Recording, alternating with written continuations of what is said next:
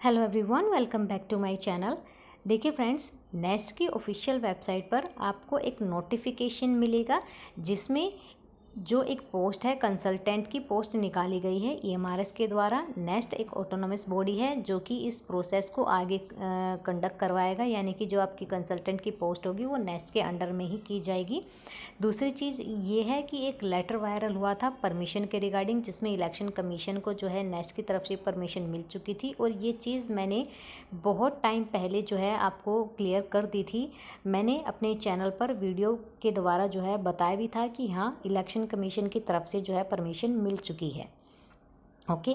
अब इसमें काफ़ी सारे बच्चे पूछ रहे थे कि मैम जब परमिशन मिल चुकी थी तो इन्होंने ज्वाइनिंग क्यों नहीं करवाई। तो देखिए, ज्वाइनिंग आपकी जो है एक तरीके से मान के चलिए जब आपका सेकंड डीवी कंप्लीट हो जाएगा, क्योंकि अभी फ़िलहाल सेकंड डीवी भी बीच में रोक दिए गए हैं, सेकंड डीवी कंप्लीट नहीं हुए हैं। तो जैसे ही सेकंड डॉक्यूमेंट वेरिफिकेशन यानी कि सेकंड राउंड के डॉक्यूमेंट वेरिफिकेशन कंप्लीट होते हैं तो आपकी जो ज्वाइनिंग है वो मई तक कंप्लीट करवाई जाएगी। जून में आप लोगों की हो सकता है कि आप लोगों की जो टीचर्स की ट्रेनिंग होती है वो स्टार्ट हो, और जुलाई में आपका प्रोसेस यानी टीचिंग प्रोसेस स्टार्ट हो जाएगा। ओके।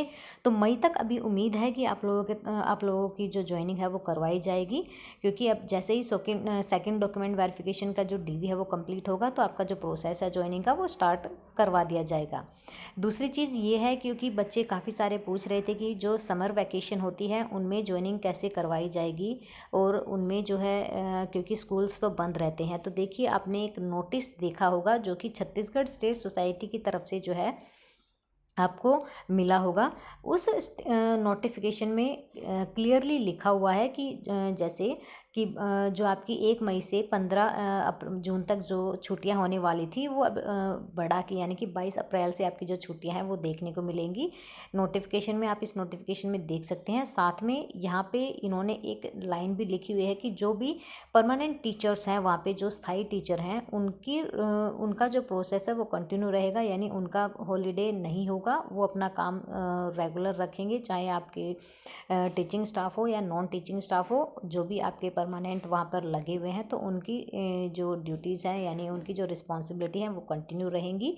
और मुझे लगता है आप लोगों की जो ज्वाइनिंग है वो इसी बीच में ही करवाई जाएगी, ताकि आपका जो प्रोसेस, जो टीचर्स की जो ट्रेनिंग होगी वो इन्हीं के द्वारा जो है वो करवाई जाएगी, जो भी परमानेंट स्टाफ वहाँ पर ऑलरेडी है।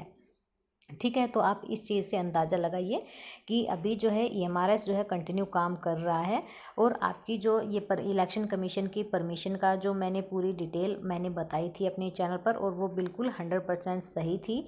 मैंने हमेशा यही कहा है कि कोई भी ऑथेंटिक न्यूज़ मैं फेक न्यूज़ नहीं देती हूँ। कोई भी जब तक इन्फॉर्मेशन क्लियर नहीं हो जाती, ऑथेंटिक नहीं होती, तब तक अपने चैनल पर मैं ऐसी कोई वीडियो नहीं डालती हूँ जिससे आप लोगों को ये अच्छी ना लगे। तो मैंने ये चीज़ पहले ही बताई थी कि 5 अप्रैल को ही इलेक्शन कमीशन की तरफ से परमिशन जो है मिल चुकी थी। हालांकि लेटर मेरे पास नहीं आया था, मेरे पास बस इंफॉर्मेशन आई थी जो कि मैंने आप लोगों तक शेयर कर दी थी। क्योंकि अगर ईएमआरएस इंफॉर्मेशन को अपने डिपार्टमेंट तक रखना चाहता था तो अच्छी बात है, उनकी ये प्राइवेसी होती है, ताकि वो इस इंफॉर्मेशन को लीक ना करें। बट ये इंफॉर्मेशन एक तरीके से लीक हो गई और लेटर बाहर निकल कर आ गया है, तो अच्छी बात है। बाकी ताकि आप लोगों को भी पता चले कि हाँ, परमिशन तो मिल चुकी है, बट अब जो भी प्रोसेस रहेगा, जो भी काम होगा वो नेस्ट के हाथ में है। तो नेस्ट आपकी जो ज्वाइनिंग है वो नेक्स्ट मंथ तक ही अब करवाएगी, क्योंकि एक तरीके से यही मान के चलिए, क्योंकि सेकंड डॉक्यूमेंट वेरिफिकेशन रहते हैं। अप्रैल का एंड आ चुका है लेकिन अभी तक कोई इन्फॉर्मेशन नहीं है, तो ये उम्मीद रखिए आप कि मई तक सारा प्रोसेस जो है वो कंप्लीट होगा आप लोगों का। ठीक है। तो आपको स्ट्रेस नहीं लेना है। इन्फॉर्मेशन जो भी होंगी आप लोगों को इस चैनल के द्वारा शेयर की जाएंगी, और कोई भी गलत इन्फॉर्मेशन शेयर नहीं की जाएगी। और प्लीज़ वीडियो को